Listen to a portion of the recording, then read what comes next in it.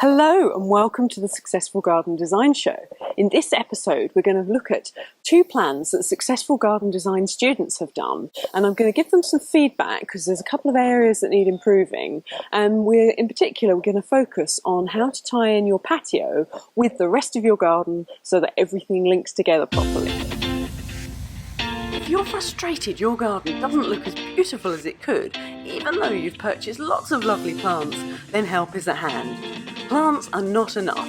You have to have a good design layout. And when you combine design with the beauty of plants, that's when the magic really happens. It's our mission here at Successful Garden Design to show you how to do it. And it's much easier than you may think.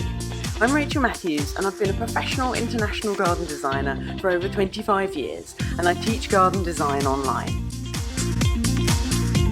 Okay, on with today's show. Now do stay tuned to the very end because I will give you a sneak peek of what I've been up to with the masterclasses for the 3.0 version of the Great Garden Formula. Now, readers of the blog will recognise this garden. It's a Great Garden Formula student called Ingrid, and she did a wonderful transformation with her backyard here. As you can see, it was not a lot there, and she's transformed it into an amazing garden. Now, Ingrid contacted me because she felt a little bit stuck with the patio. So here's her original design that she did after she'd done the course, and they haven't got around to doing that bit yet, so she wanted a bit of advice because she felt that what she'd done on the original plan wasn't really quite working to the garden's best ability. So she sent me some alternative ideas. And what she wanted to do, so she could follow in the curve of the lawn, is to maybe incorporate an area like is shown in this photograph here with some cobbles in and that nice curve. So that's what she was proposing. So yes, that would have worked, but I felt there was a slightly better way to do it. And basically I just put in a single line, and that line followed in with the curve of the garden. So if I show you what I suggested, just this very simple curve on the patio, then immediately tied in with all the existing curves that she'd got in her original design. So it's amazing the difference it can make between just having a perfectly straight-edged patio, even though that goes off a bit of an angle. So in many respects, she was really close to being there with her original idea, but it's just doing that bit of thinking outside of what a patio normally is. I think we've all been programmed from day one that patios are square or rectangle and they have a straight edge, and it's kind of moving beyond that and knowing that actually you can curve the materials, you can cut them to shape, and that allows you to be much more creative. So when you're doing your patio, always think about the overall shapes and what you're doing with the design. This is such a tiny change that I've made to her plan, but it makes all the difference with how it flows in with the garden. Just having this straight edge across here, it works. It's not, horrific or anything, but it just works so much better when you tie in with what the rest of your design is. And that's why I encourage people to design the patio in with it at the beginning. Yes, a lot of times people do have a straight, boring, regular patio that they then have to add with and deal with. So she did this entire garden by herself, all the design, the setting out, all the construction. So it's an amazing achievement. And she's done a fabulous job with it. So I'm sure once she does get that patio area in, that will just be the icing on the cake, the finishing touch to an already really, really good garden.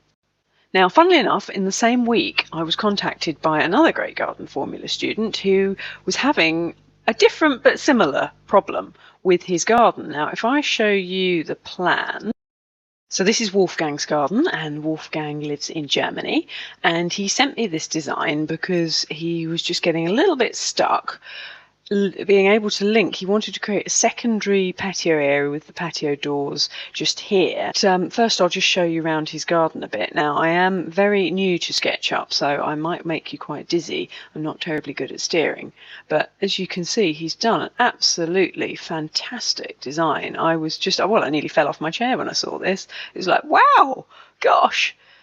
So it really is lovely for me to see how people are getting on once they do the courses.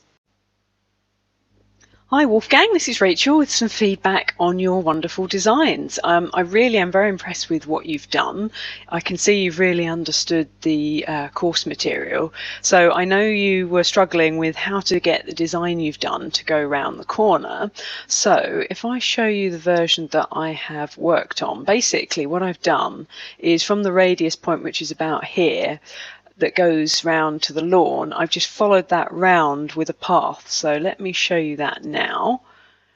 Right, so yes, you can see in this drawing, yeah, I followed that radius point round and then popped on a path. And then here I've popped in a radius point and we've done almost a circular deck to make the best use of this space. So that's all I've done with that one. Now I know your preference was for the square design, so if we have a look at that now. Now you raised the point that with this path coming through the middle here, it breaks up the space. But I do take your point, you are right, cutting through it, yeah, it does make a difference. So what I've done is I've had a play, let's just enlarge this, we're taking that path just down a different route to get to here.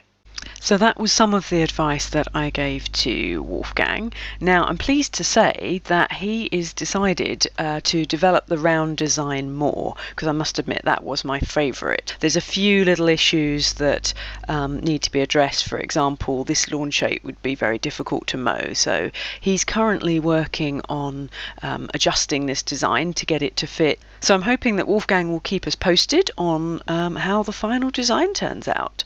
So as that's two students that got a little bit stuck on how to link and tie in their patios together, I feel that's down to me, not them. So I've added some extra modules into the Great Garden Formula, and there's going to be some video tutorials that cover exactly how to link areas together so that everybody can do it easily.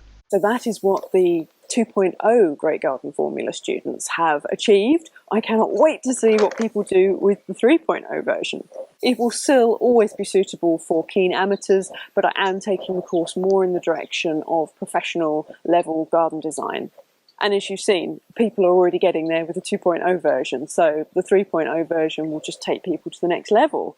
So let me now give you a sneak peek of the types of things that you can expect to see in the 3.0 version.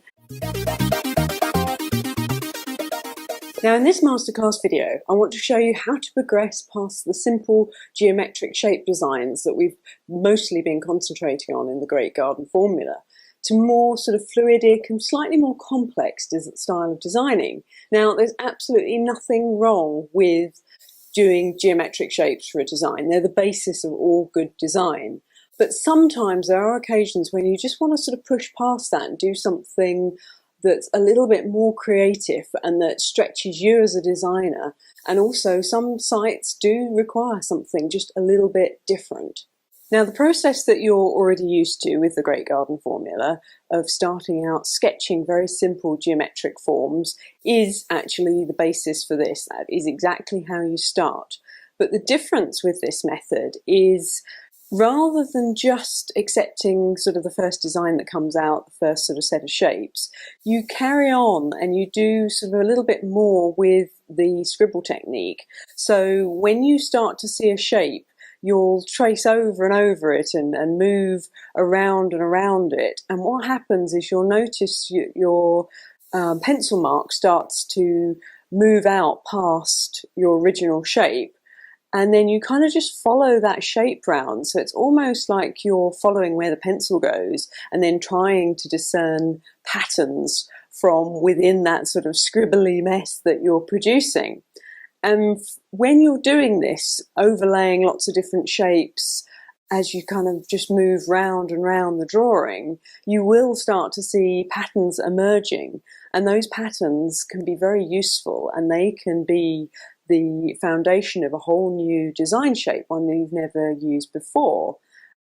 I will show you what I mean in this drawing here, and I'll also show you the drawings of how this shape progressed to the final design. So there you go. I hope you enjoyed that quick sneak peek at one of the Great Garden Formula masterclasses. So just to be clear what's happening with the courses, the majority of them are still just perfect small courses that will enable you to design your own garden. The course that's definitely going towards professional level is going to be the Great Garden Formula, but all the other courses are much smaller than the Great Garden Formula, and they're ideal to show you how to do your own garden. And in the next episode, we are going to feature some more designs that successful garden design viewers have done. So until next time.